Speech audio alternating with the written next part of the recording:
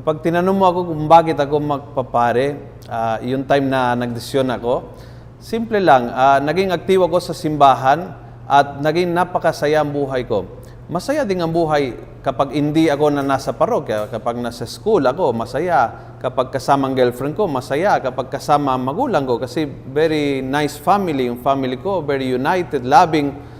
Pero pag nasa parokya ako, kakaibang sigla, saya. And so I ask myself, bakit hindi ba pwedeng ganito forever, for life? Hindi ba pwedeng maging mapayapa ang buhay ko, masaya, may kabuluhan, may tumutulong sa kapwa?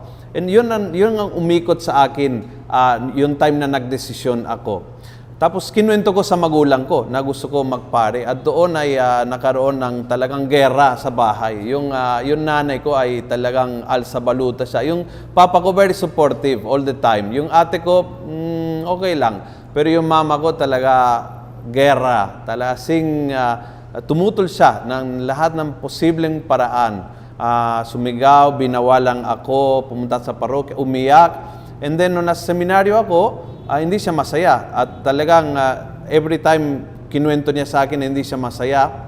Then nagpare ako, ang dasal niya araw-araw na sana lalabas ako sa pagpapare.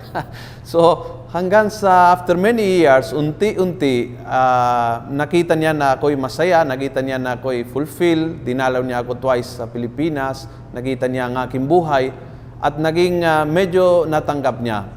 And then, eventually, nakasakit siya ng cancer and my bishop sent me to take care of her. So, habang inalagaan ko siya, inamin niya na masaya siya na ako ipare. For me, achievement yun. After so many years, sa wakas, natanggap ko yan. But then, namatay ang nanay ko.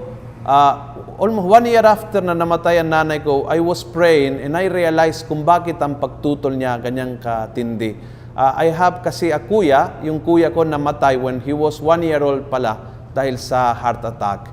And so my mom prayed very hard to have another child. Ako po yun.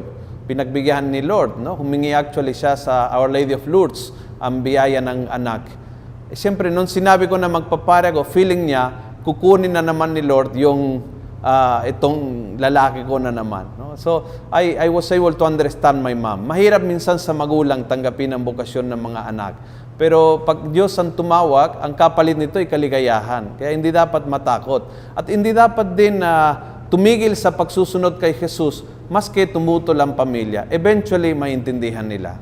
For information on the priesthood or religious life, log on to www.ewtn.com/religiouslife.